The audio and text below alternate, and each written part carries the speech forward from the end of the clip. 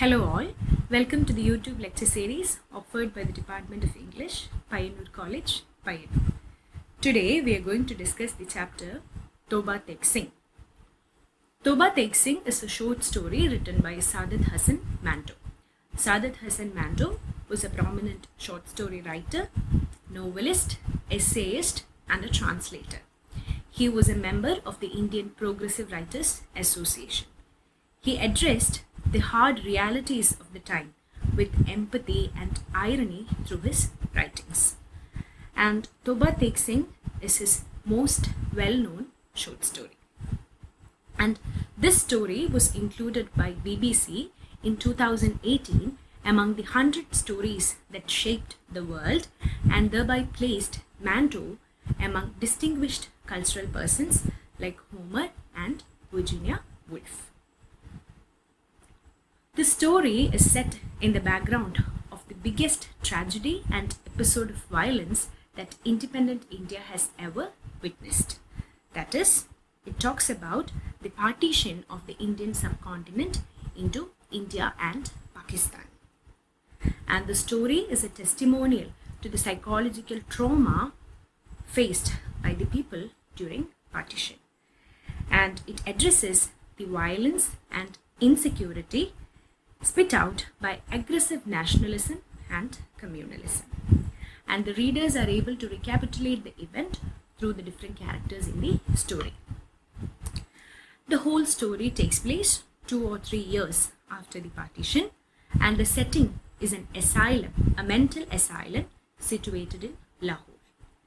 And the writer actually gives a factual and non-judgmental chronicle of the behavior of certain lunatics once they came to know about a decision made by the politicians. The decision is that of the mutual exchange of lunatics between India and Pakistan. To make it more clear, the exchange was on the basis of religious lines. That is, the Muslim lunatics of India were to be transferred to Pakistan and the Hindu and Sikh lunatics of Pakistan were to be transported to India. So once this news reached the mental asylum in Lahore, each of its inmates behaved in a typical way or a different way. And the short story gives a detailed account of the behavior of each of these inmates. Therefore, the setting is that of a mental asylum situated in Lahore. As the story progresses, we come to meet a number of other characters, and most of them are inmates of the asylum. They are not given any names, rather they are identified on the basis of their religion. That is, they are being addressed by the writer as a Muslim lunatic, a Sikh lunatic, a Hindu lawyer, a Muslim inmate, etc. So this technique is purposefully used by the author to expose the absurdity of identifying people on the basis of the religion they belong to. And it strikes the readers as well. And madness is used as a metaphor by the writer. The madness of the inmates in the asylum is a mirror to reflect the madness of the outside world. And the asylum represents the whole subcontinent. Thus, the asylum is used suggestively and figuratively to mirror the outside world. Because it was sheer madness that was happening outside. Division of population solely on the basis of religion is absolutely madness. And Manto makes use of madness as a tool to say whatever he wants to say. There are some astute comments made by the inmates.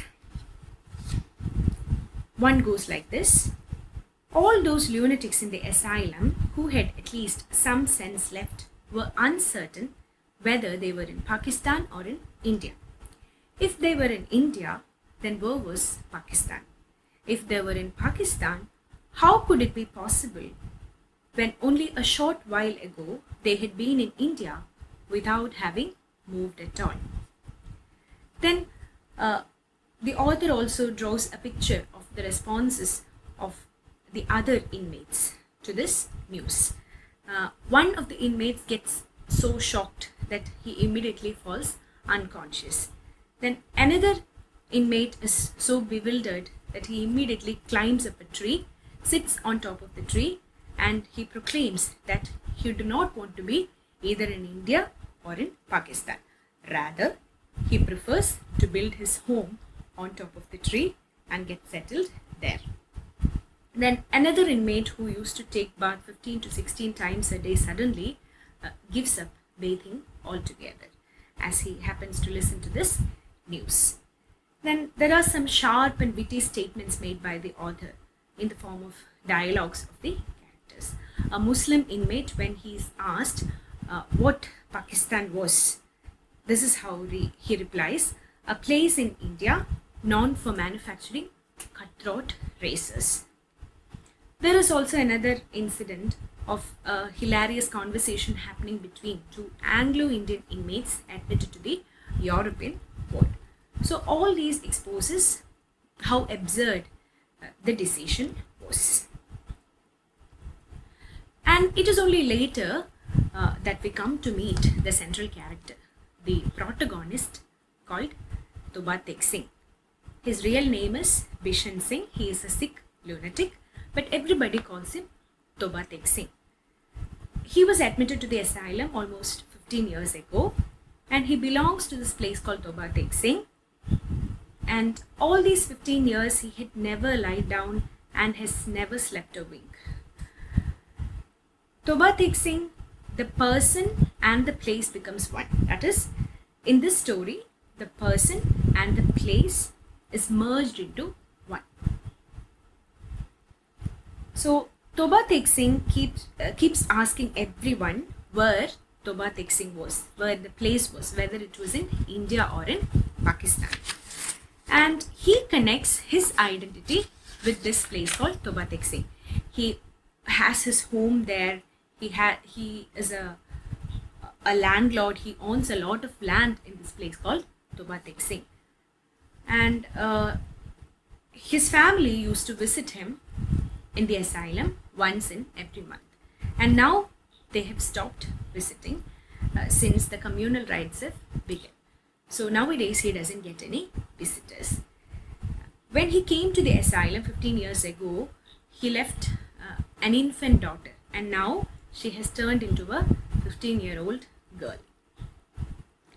So Toba Tek Singh connects his identity with his native village. He doesn't want to be identified as a Sikh, a Hindustani, or a Pakistani. Rather, he holds his local identity close to his heart. And whenever someone asked him about this new decision that has been made, he would answer in a completely nonsensical language. So this nonsensical, there is a phrase that has been repeated many times by him. It is cited in the text as well. So this nonsensical phrase actually points to the complete breakdown of communication, or the meaninglessness of communication. The how the language has turned into gibberish.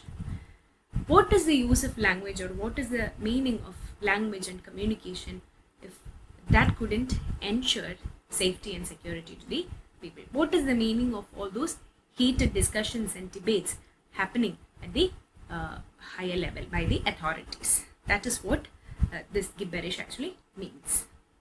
A few days before this exchange was due to take place, a Muslim man from Toba Tek Singh paid a visit to Bishan Singh, and this man, who is named as Fazil Deen, happened to be a friend of Toba Tek Singh, and he informed Bishan Singh that his family has gone to India, they are safe in India, and they are waiting for him in India. And now Bishan Singh is utterly confused because his house is in Toba Tek Singh. He owns a lot of land there. He was a landowner. But presently his family is in India. So this situation actually points to the identity crisis faced by the character. And he kept asking everybody where Toba Tek Singh Tek Singh was, whether it was in India or in Pakistan. And nobody could actually give a clear answer to this question. There are many instances cited in the text to prove this. Sialkot, a place which used to be in India, now was in Pakistan. And it seemed as if Lahore, which is currently a place in Pakistan, would be in India in the future. Nobody knew.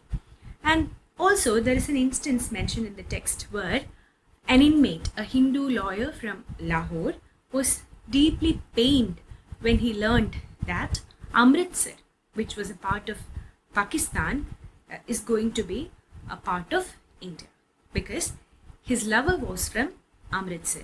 And once this decision was implemented, he would become a Pakistani and his lover would become a Hindustani, an Indian. So all these instances point to the unstable nature of the decisions made at the government level and its impact in the minds of the people. And there was a lunatic who declared himself to be God, and Bishan Singh asked him one day where Toba Tek Singh was, and his reply was quite humorous. He laughed out loud and he said that it is neither in India nor in Pakistan.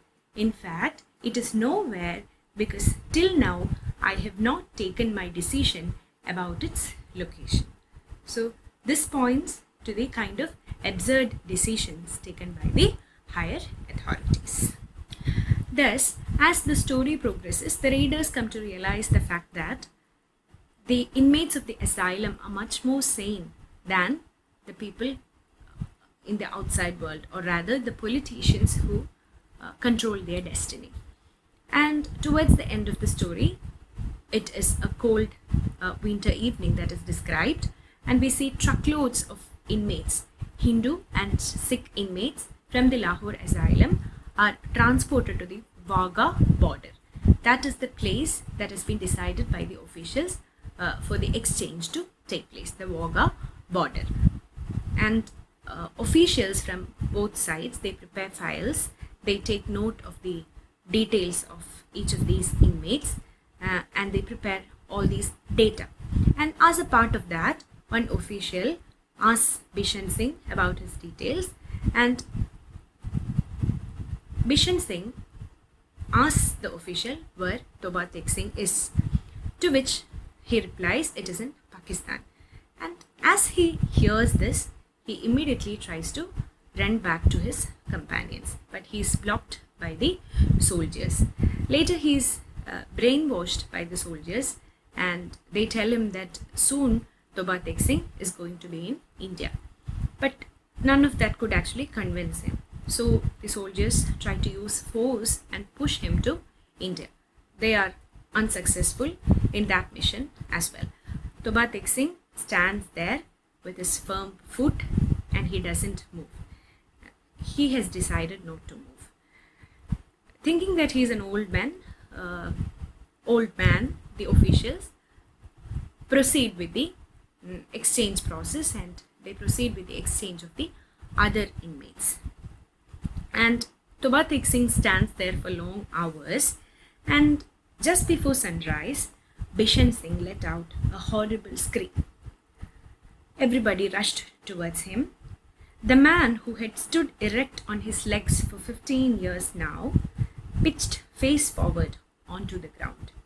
On one side, behind barbed wire, stood together the lunatics of India, and on the other side, behind more barbed wire, stood the lunatics of Pakistan. In between, on a bit of earth which had no name, lay Toba Tek Singh. So this is the ending of the story. The ending is quite ambiguous. We do not exactly know what the writer meant while writing this. It could be either Bishan Singh collapsed there and perhaps died there in that no man's land, or that is where Toba Tek Singh is, the in-between place between the countries of India and Pakistan, the no man's land which could actually which nobody can actually claim. That could be the place Toba Tek Singh, literally, we do not know. However, the author was quite successful in portraying the chaos and absurdity related to this whole incident of partition. He conveys that idea in a very clear manner. He also talks about the fluid nature of identities. This short story could be considered as a political satire. It is a critique on the people who implemented this whole idea of partition, the plight of the commoners who are trapped between these kinds of government decisions are also perfectly portrayed by the writer Saadat Hasan Manto. And this story also has got some personal connections with the life of Saadat Hasan Manto. He was born in Punjab in India, and his writing career took off in Bombay, present Mumbai. But later, as a part of partition in January 1948, he had to leave India and go to Lahore. So that is about the personal connection that Saadat Hasan Manto has with this story. And more than that, Saadat Hasan Manto was admitted to a lunatic asylum for a few months. So that has also influenced the writing of the story, and its setting being a lunatic asylum. So that is all about the story. Thank you. Now let us take a look at the short questions given in the text. Question number 1. What or who is Toba Tek Singh? Toba Tek Singh is the name of the Sikh lunatic who had been admitted to the asylum 15 years ago. Although his real name was Bishan Singh, everybody called him Toba Tek Singh. It was also the name of his village. Question number 2. Where is the setting of the story Toba Tek Singh? The setting of the story is a mental asylum situated in Lahore. Question number 3. Where, according to the regular reader of Zamindar, was Pakistan?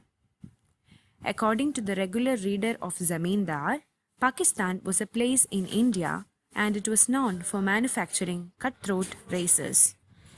Question number 4. Why were the lunatics being transported to a different country? 2 or 3 years after the 1947 partition, it occurred to the governments of India and Pakistan to exchange their lunatics in the same manner as they had exchanged their criminals. The Muslim lunatics in India were to be sent over to Pakistan, and the Hindu and Sikh lunatics in Pakistani asylums were to be handed over to India. This is why the lunatics were transported to a different country. Question number 5. What were the concerns of the Anglo-Indians in the European ward? The Anglo-Indians doubted whether the European ward would be abolished.